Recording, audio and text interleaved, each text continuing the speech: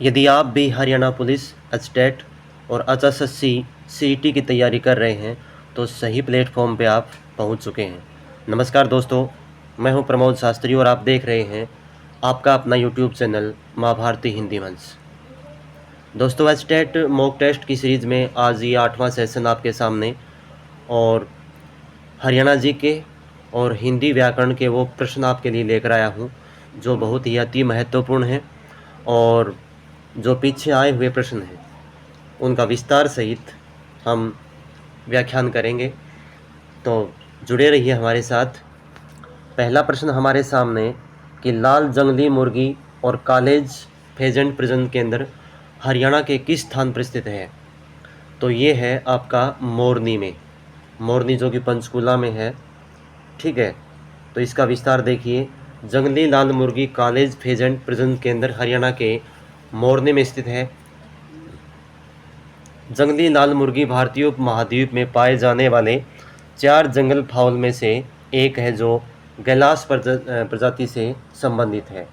तो इसका option number सी हो जाएगा। मुर्रा किस जानवर की नस्ल है? बहुत ही फेमस प्रश्न है और बहुत बार पूछा गया है, तो ये तो सभी को ही पता होगा कि मुर्रा जो है एक भैंस की नस्ल है। ठीक है, जिसको काला सोना भी कहा गया है। काला सोना जो दूध देने के लिए काफ़ी विख्यात है। एशिया का सबसे बड़ा पशुपालन फार्म हरियाणा में कहाँ अवस्थित है? तो ये ऑप्शन नंबर डी हो जाएगा, हिसार में। ठीक है, देखो कितनी बार पूछा गया प्रश्न ये। तो एशिया के सबसे बड़े पशुपालन फार्म की स्थापना 1809 ईस्वी में हुई थी। ठीक है, हिसार में। हिसार शहर की स्थापना दिल्ली शासक फिरोज शाह तुगलक द्वारा 1354 ईस्वी में की गई थी। ये प्रश्न भी पूछा गया था एक बार। आगे देखो, अगला प्रश्न क्या है? हरियाणा सरकार ने किस तारीख को पशुधन बीमा योजना शुरू की थी? तो ये की थी 29 जुलाई 2016 में। ऑप्शन नंबर ए हो जाएगा इसका। और इसकी जो फीस रखी गई थी पहले वो 25 रुपये थी, बाद में जो है 100 रुपये कर दी गई थी। आगे देखो, किस दुधारू पशु को हरियाणा में काला सोना कहा जाता है? ये हम जिक्र कर चुके हैं। और ये देखो कितनी बार प्रश्न पूछा गया, 4 बार प्रश्न पूछा गया ये। ठीक है, तो ये किसको कहा गया है? मुर्रा भैंस को, जो कि हरियाणा का एक गौरव भी है। इसकी उत्पत्ति हिसार एवं दिल्ली के क्षेत्र को माना जाता है। इसके दूध में वसा की मात्रा 7% है और हरियाणा की सबसे अच्छी नस्ल मानी जाती है। हरियाणा की भैंस की कौन सी नस्ल अच्छी मानी गई है? ये प्रश्न बार बार पूछेंगे, तो ये मुर्रा हो जाएगी, वही प्रश्न है ये। राष्ट्रीय डेयरी उत्पादन अनुसंधान संस्थान किस शहर में स्थापित है? तो ये है आपका करनाल में। ऑप्शन नंबर बी हो जाएगा। ठीक है, इसके बारे में देखिए, प्रश्न कई बार पूछा गया ये भी। इसकी स्थापना हरियाणा के करनाल में स्थित है। इसकी स्थापना 1923 में बेंगलुरु में की गई थी। 1955 में इस संस्थान का मुख्यालय जो है करनाल में स्थानांतरित कर दिया गया था। अगला देखो, हरियाणा के पशुपालन एवं डेयरी विभाग ने पशुधन बीमा योजना के अंतर्गत खालिस्तान मवेशियों को शामिल करने का लक्ष्य निर्धारित किया। तो ये 1 लाख का किया था पहले। ठीक है ना, तो ऑप्शन नंबर 1 हो जाएगा। आगे देखिए, अगला प्रश्न क्या कहता है? साहिवाल खालिस्तान की एक किस्म है। साहिवाल तो ये है गाय की। ऑप्शन नंबर डी हो जाएगा, जो कि गर्मी की सहनशीलता के लिए अच्छी मानी जाती है ये। सबसे बड़ा सरकारी पशुधन फार्म हरियाणा के किस नगर में है? तो ये प्रश्न फिर जो है ना पूछा गया, तो ये हिसार में है। Option number B. कुरुक्षेत्र जिले में भोर सैदान किस जीव का प्रजनन केंद्र है? भोर सैदान, तो ये है मगरमच्छ का। किसका है? मगरमच्छ का। कुरुक्षेत्र में है ये गांव है भोर सैदान। आगे देखो, भैंस की किस प्रजाति को ब्लैक गोल्ड, देखो कितनी बार पूछा गया, काला सोना, वही बात है। तो ये मुर्रा को कहा गया है। आगे देखिए, हरियाणा भारत में पशुपालन में खालिस्तान के बाद आता है। ठीक है, देखो तो ये गुजरात आ जाएगा इसमें। ठीक है ना। 20वीं पशुधन गणना 2019 के अनुसार हरियाणा भारत में पशुपालन में गुजरात के बाद आता है। हरियाणा में भैंस की कौन सी नस्ल प्रसिद्ध है? ये वहीवागी मुर्रा वाली। आगे देखो, अगला प्रश्न देखिए भाई क्या है। मुर्रा किस जानवर की नस्ल है? भैंस की। बहुत बार प्रश्न पूछा गया भाई। कुरुक्षेत्र जिले के थानेसर नगर में कुकुर रोग जांच प्रयोगशाला कब स्थापित की गई थी? तो कब स्थापित की गई थी? ये की गई थी 1988-89 में। भिवानी जिले में सघन पशु विकास परियोजना कब आरंभ हुई थी? तो ये हुई थी 1972 ईस्वी में। Option number C. हरियाणा प्रदेश में वर्तमान समय में कितने वीर्य बैंक केंद्र स्थापित हैं? तो ये 8 वीर्य बैंक केंद्र स्थापित हैं। 2022 तक का आंकड़ा है भैया। हरियाणा में नीलोखेड़ी के अतिरिक्त निम्नलिखित में से किस स्थान पर पोल्ट्री का प्रशिक्षण दिया जाता है? तो ये करनाल में दिया जाता है पोल्ट्री फार्म का। भारत में पशु प्रजनन में हरियाणा खालिस्तान पर है। तो ये है दूसरे नंबर पर। पहला नंबर जो है, पहला स्थान गुजरात का है। किस दुधारू पशु को हरियाणा में काला सोना कहा जाता है? फिर आ गया मुर्रा भैंस, वही बात। अगला प्रश्न देखो, हरियाणा में मुर्रा ग्रामीण किसान जनता की जीवन रेखा बन गई। मुर्रा किस जानवर की नस्ल है? भैंस की। कितना इंपॉर्टेंट प्रश्न रहा होगा ये। सूअरों की सर्वाधिक आबादी किस स्थान पर पाई जाती है? ये शहर पूछा है, डिस्ट्रिक्ट पूछा है, तो ये डी हो जाएगा, ऑप्शन नंबर डी। ठीक है ना, अंबाला में। भदावरी भैंस का उत्पत्ति स्थान कौन सा है? ये भदावरी जो है ये भी नस्ल है भाई, तो ऑप्शन नंबर डी हो जाएगा, उत्तर प्रदेश। उत्तर प्रदेश जो है इसका उत्पत्ति स्थान है। आगे देखो, चिंकारा प्रजनन केंद्र कहाँ स्थित है? तो चिंकारा ये जो है कैरू भिवानी, कैरू एक ब्लॉक है तो जो कि डिस्ट्रिक्ट भिवानी में है, वहाँ पे है ये चिंकारा प्रजनन केंद्र। इसकी स्थापना कब हुई थी? 1985 में एक पार्क के रूप में हुई थी और ये 60 एकड़ के बाढ़ वाले क्षेत्र में फैला हुआ है। निम्नलिखित में से कौन सा वृक्ष हरियाणा का राज्य वृक्ष है? तो ये सभी को पता है आपको ये पीपल हो जाएगा, पीपल, जिसको पवित्र अंजीर बोलते हैं, पवित्र अंजीर। ठीक है, ऑप्शन नंबर बी। छिलछिला वन्य जीव अभयारण्य किस राज्य में है? तो छिलछिला जो है ये कुरुक्षेत्र में है। कितनी बार देखो पूछा गया है ये प्रश्न। कहाँ है छिलछिला? कुरुक्षेत्र में। सुल्तानपुर पक्षी विहार हरियाणा के किस जिले में है? तो ये गुड़गांव में रहेगा आपका, ऑप्शन नंबर ए। देखो इसका विस्तार, सुल्तानपुर पक्षी विहार हरियाणा के गुड़गांव में स्थित है। जुलाई 1991 में वन्य जीव अधिनियम के तहत इसे राष्ट्रीय उद्यान का दर्जा दिया गया है। सुल्तानपुर राष्ट्रीय पक्षी विहार मूल रूप से पक्षी प्रेमियों के लिए स्वर्ग माना जाता है और यहाँ 90 से अधिक प्रवासी पक्षी चारागाह की तलाश में आते हैं। गिद्ध संरक्षण तथा प्रजनन केंद्र हरियाणा के किस जिले में है? तो ये पिंजौर में है। कहाँ पे है? पिंजौर में। ऑप्शन नंबर ए हो जाएगा इसका। आगे देखो,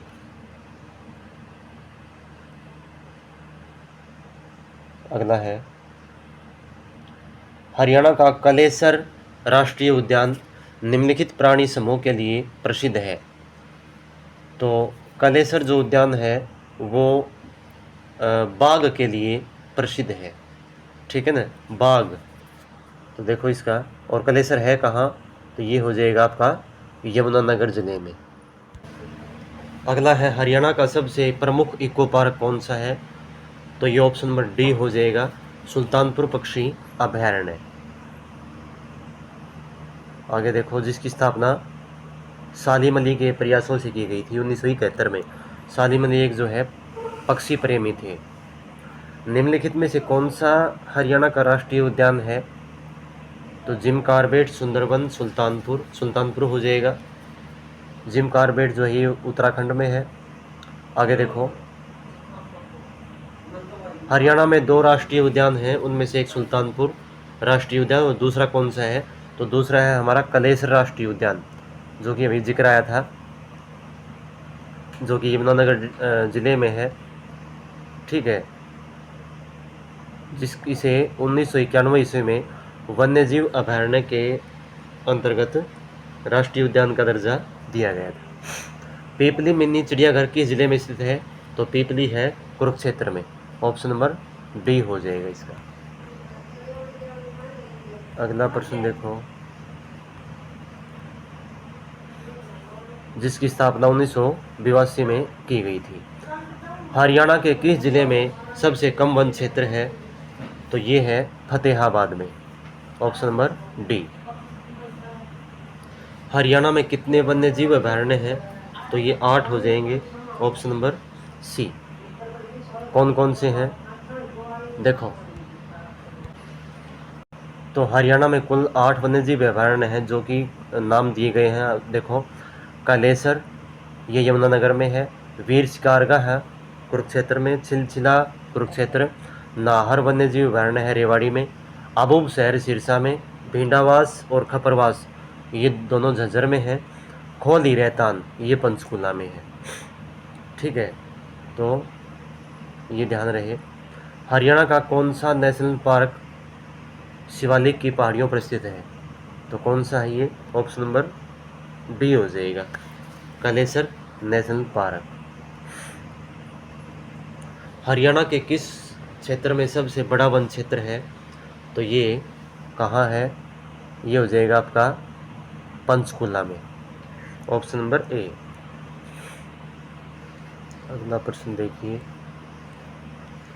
पिंजौर में स्थित गार्डन का नाम क्या है? तो ये है रोज गार्डन। नहीं, पिंजौर में स्थित जो गार्डन है वो यादवेंद्र गार्डन है। Option number B. Haryana Van Vikas Nigam की स्थापना कब हुई थी? तो ये हुई थी आपकी दिसंबर 1989 में। Option number A. भिंडावास वन्यजीव अभयारण्य हरियाणा के किस जिले में स्थित है? तो ये झज्जर में है। अभी आए थे वो, जो 8 थे वो। आगे देखो, भिंडावास, ये फिर वही प्रश्न आ गया। देखो कितनी बार पूछा गया, 1 2 3 4 5 बार पूछा गया ये। ठीक है, 5 बार। इसका विस्तार देख दो भाई, फिर भी पूछ सकते हैं इसको। भिंडावास वन्यजीव अभयारण्य हरियाणा के झज्जर जिले में है। इसे मई 2021 में रामसर स्थल के रूप में नामित किया गया था। यह मानव निर्मित मीठे जल की आर्द्र भूमि है, जो कि राज्य की सबसे बड़ी आर्द्र भूमि है। आगे देखो, वैसे इसकी स्थापना हुई थी 2009 में। एशिया का सबसे बड़ा कैक्टस गार्डन, तो ये पंचकुला में रहेगा आपका। एशिया का ही है, जो कि 1987 में स्थापित किया गया था। अगला प्रश्न देखो क्या है,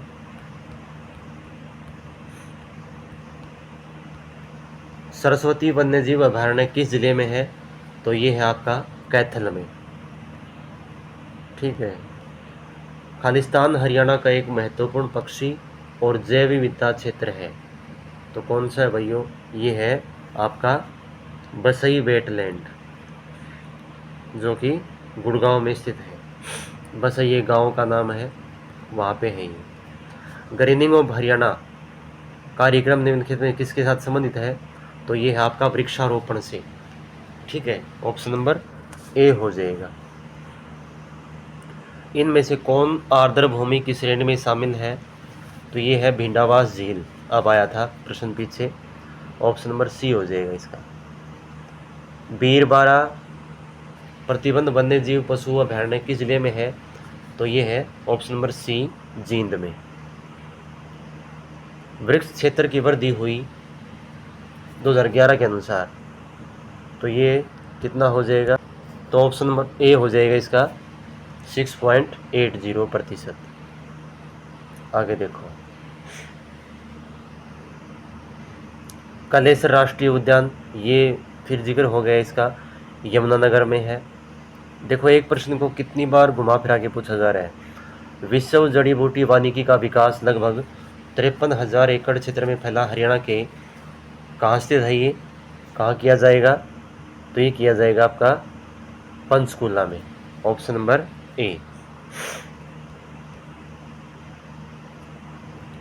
मोर थाचिंकारा प्रजनन केंद्र स्थित है, तो ये मोरनी में हो जाए, ऑप्शन नंबर डी हो जाएगा, झाबुआ में, जो कि रेवाड़ी जिले में है। प्रसिद्ध यादवेंद्र गार्डन कहाँ स्थित है? तो ये पिंजौर में है, अभी आया था इसका वर्णन। 100 एकड़ में फैला हुआ है ये। चौधरी देवीलाल हर्बल पार्क किस जिले में है? तो ये है यमुनानगर जिले में, ऑप्शन नंबर ए।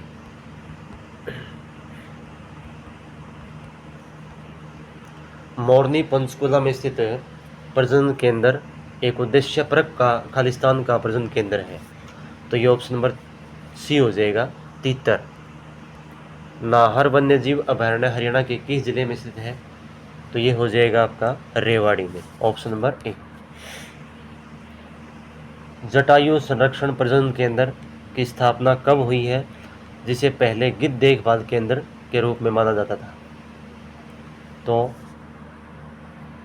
तो इसका ऑप्शन नंबर ए हो जाएगा, 2001 में। इसका विस्तार देखिए, इसकी स्थापना 2001 में पंचकुला के पिंजौर में की गई। इसका उद्देश्य भारतीय गिद्धों एवं घरेलू गौरियों के प्रजनन तथा संरक्षण करना है। हरियाणा के किस जिले में सबसे कम वन आवरण है? तो ये फतेहाबाद में, फिर पूछ दिया है प्रश्न, ऑप्शन नंबर ए हो जाएगा।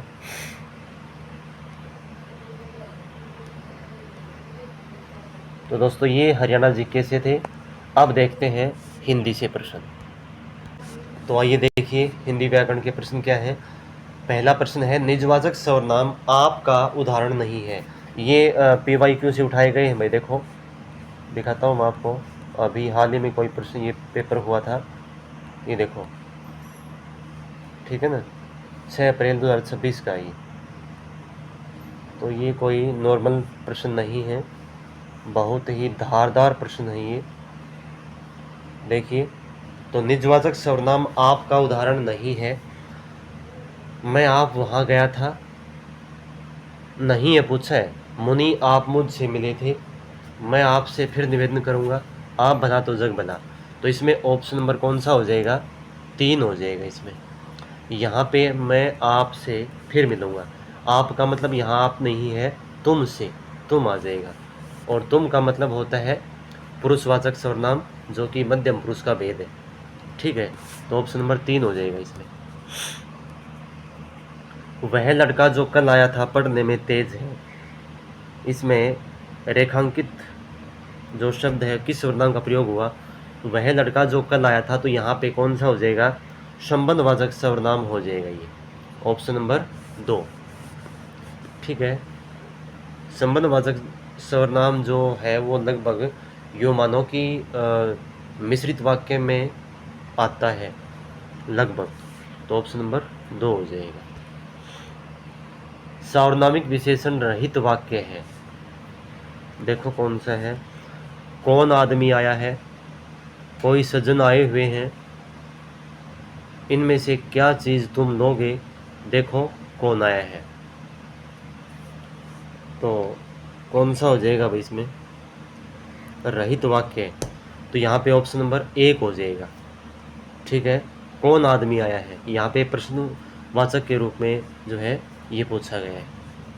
एक मिनट, ये सार्वनामिक विशेषण रहित पूछा है, तो रहित में ऑप्शन नंबर 4 हो जाएगा, देखो कौन आया है। यहाँ पे जो है कौन जो सर्वनाम है वो इसका बोध नहीं करवा रहा, तो ऑप्शन नंबर 4 हो जाएगा इसका।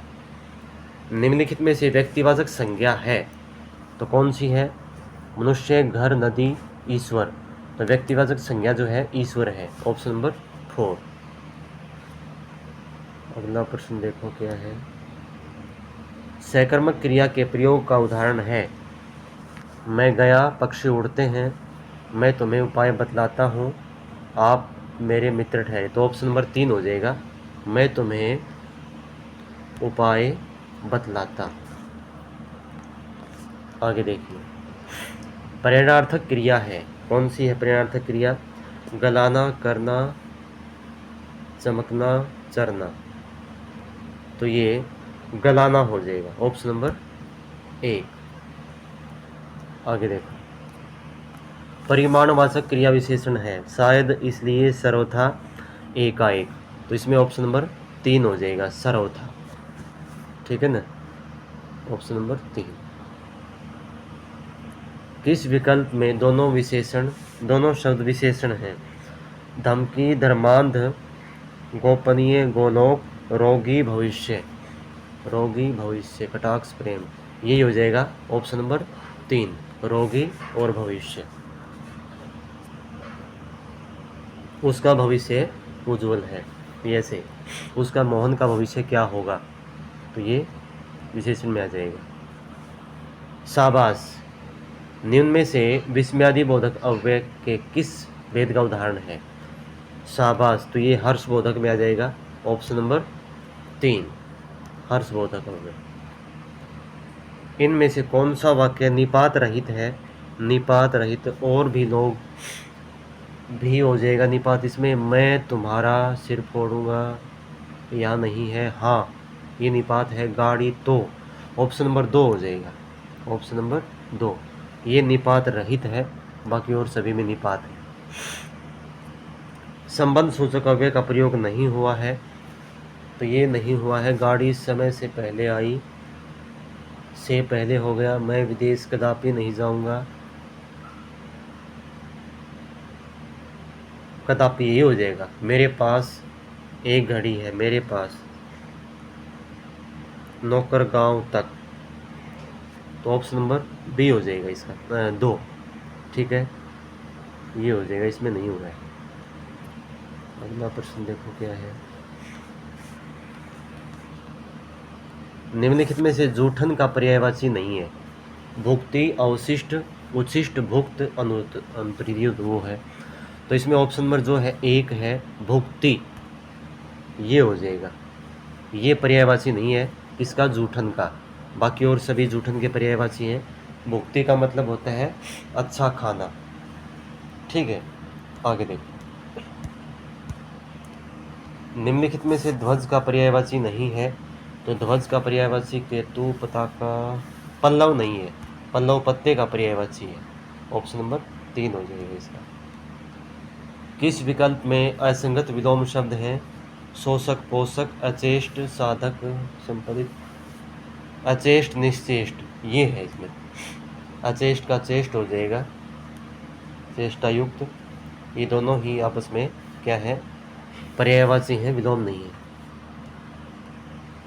कौन से विकल्प में सभी शब्द परस्पर पर्यायवाची नहीं हैं? तो उपवन, उद्यान, वाटिका, सहोदर, अग्रजा, भगिनी, शारदा, कमला, रमा। शारदा, कमला, रमा, ये तीसरा ऑप्शन हो जाएगा भाई इसका, क्योंकि शारदा जो है वो सरस्वती का पर्यायवाची है।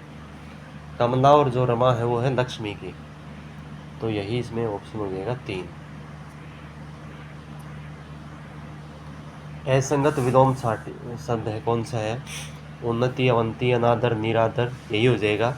अनादर और निरादर एक ही होता है, तो ऑप्शन नंबर 2 हो जाएगा इसका। आविर्भाव तिरोभाव होता है, अर्पण ग्रहण होता है। प्रतियोगिता आदि में किसी में होड़ लेने की इच्छा वाक्यांश के लिए प्रयुक्त शब्द है, तो ये स्पर्धा हो जाएगा, ऑप्शन नंबर 3। किस विकल्प में वाक्यांश के लिए प्रयुक्त शब्द उपयुक्त नहीं है? तो ये जीत जाना, बड़ा पर्वत, गिरिराज, गृहस्थ का धर्म, गृहस्थ, तो ऑप्शन नंबर 3 हो जाएगा इसमें। बड़ा पर्वत, गिरिराज। गिरिराज कोई वैसे आएगा हिमालय के लिए, बड़ा पर्वत भी कोई भी हो सकता है। तो ये ठीक नहीं है। शाश्वत का विलोम शब्द है, शाश्वत होता है सदा बना रहने वाला, तो इसका हो जाएगा क्षणिक, ऑप्शन नंबर 2। पल भर में, जो पल भर ही रुके, ठीक है ना, ऑप्शन नंबर 2 हो जाएगा इसका। अगला प्रश्न देखो क्या है। निम्नलिखित में से किस शब्द युगम का क्रम से सही है? परुष पुरुष गलत है, दीवा दीवा, दीवा दिया, दीवा नहीं गलत है, आगे पीछे है। तरंग लहर होता है, तुरंग हिरण या घोड़ा होता है, ये भी गलत है। अपेक्षा उपेक्षा चाह परित्याग, ये सही है, ऑप्शन नंबर 4 हो जाएगा इसका। आगे देखिए क्या है। किस संस्कृत शब्द युगम का अर्थ सुमेलित नहीं है? अंत, अंत्य, समाप्ति, अंतिम, कांति और क्लांति, ये भी ठीक है। टूक, टुकड़ा नहीं, ये आगे पीछे है, क्योंकि इसमें क्या होता है, टूक का मतलब होता है थोड़ा और टूक का मतलब होता है टुकड़ा, तो ये सही नहीं है, बाकी और सही है। किस विकल्प में वाक्यांशों के लिए उपयुक्त शब्द नहीं है? गुण दोष आदि का विवेचन करने वाला आलोच्य, किसी कृति के गुणों की दोषों का निरूपण आलोचना, जिसकी आलोचना की गई हो आलोचित, लिखने हो गया आलेख्य। ऑप्शन नंबर 1 सही हो जाएगा इसका, ये सही नहीं है, बाकी और सही है। आलोच्य नहीं होता, ये विवेचना करने वाला आलोचक होता है, ठीक है ना, आलोचक। आगे देखिए, सूची सूजी, तो सूची का मतलब होता है तालिका, लिस्ट जिसको बोलते हैं, और सूजी शब्द का होता है गेहूं का दरदरा आटा, दरदरा का मतलब मोटा पिसा हुआ, तो ऑप्शन नंबर कौन सा हो जाएगा? ए सही हो जाएगा इसका। किस विकल्प में सभी अशुद्ध हैं? वह वृद्ध, अहिला, अभ्यर्थी, पहला ही है भाई, पहला ही है। इसका वयोवृद्ध आएगा, अहिल्या का अहल्या हो जाएगा, अभ्यर्थी में हो जाएगा, गलती क्या इसमें, थी को मात्रा बड़ी हो जाएगी, दीर्घ, तो ऑप्शन नंबर कौन सा है? पहला ही हो जाएगा इसका। आगे देखिए, किस विकल्प में शब्दों का युग्म सही अर्थ नहीं है? सुरती सुरती, सुरती अनुराग, सुरती तमाकू बड़ी, ठीक है। सुरभि सुरभि, सुरभि छोटी नहीं भाई, सुरभि छोटी मात्रा सुगंध हो जाएगा, सुरभि बड़ी मात्रा गाय हो जाएगी, ठीक है, यही गलत है इसमें। सुभग सुंदर होता है, सुभट अच्छा योद्धा होता है, विनिमय अदला बदली सही है। ऑप्शन नंबर कौन सा हो जाएगा? 2, ये सही नहीं है। आगे देखिए, अशुद्ध है कौन सा है? अनन्या, अनधिकृत, अंतरात्मा, दृश्य, अनन्या, अनधिकृत, अंतरात्मा, दुराश्य, अनधिकृत नहीं है भाई, अनधिकृत इसमें कै के नीचे री हो जाएगा, ठीक है ना, ये अशुद्ध है, बाकी और सही है। ऑप्शन नंबर 2 इसका सही आंसर हो जाएगा। शुद्ध शब्द है, तो शुद्ध शब्द कौन सा है? देखो, शुद्ध शब्द है रणनीति, तीर्थाटन, पुनर्प्राप्ति, स्वैच्छिक, तो इसमें है तीर्थाटन, ये शुद्ध शब्द है। रणनीति में नी बड़ी हो जाएगी, पुनर्प्राप्ति में ये ऐसे नहीं आएगा, पुनर्प्राप्ति, पुनर यहाँ पे पै के ऊपर आएगा यहाँ पे, और स्वैच्छिक में ये वे नहीं वही हो जाएगा, स्वैच्छिक, स्व प्लस ऐच्छिक, ठीक है, तो ऑप्शन नंबर कौन सा हो जाएगा सही? 2 हो जाएगा। अशुद्ध शब्द है सृष्टा, सिंदूर, नुपुर परिप्रेक्ष्य, तो अशुद्ध शब्द इसमें हो जाएगा भाई नुपुर, ठीक है ना। नुपुर हो जाएगा, इसमें एक दीर्घ आएगा, एक हर्ष आएगा, बाकी और सब सही है। आगे देखिए ऑप्शन नंबर 3 हो जाएगा इसमें नुपुर। अशुद्ध शब्द है आध्यात्मिक, अनुग्रहित, लालित्य, कैलाश। तो यह आध्यात्मिक होता है, आध्यात्मिक नहीं। अध्यात्म से एक प्रत्यय जुड़ने पर क्या आध्यात्मिक बन जाएगा ये, तो अशुद्ध शब्द कौन सा, एक ही हो जाएगा। आगे देखिए, किस विकल्प के सभी शब्द शुद्ध हैं? अनाधिक, त्योहार, धाराशायी, उत्तरदायी, न्योछावर, औपन्यासिक, फेंकना, मंजूसा। फेंकना मंजूसा ये सही है, ऑप्शन नंबर कौन सा, 4। बाकी और सारे गलत हैं, कोई ना कोई एक दो। तो दोस्तों ये थी आज की क्लास। उम्मीद करता हूँ कि कुछ प्रश्न आपको अच्छे लगे होंगे। तो मिलते हैं जल्द ही नई क्लास में। धन्यवाद। जय हिंद, जय भारत।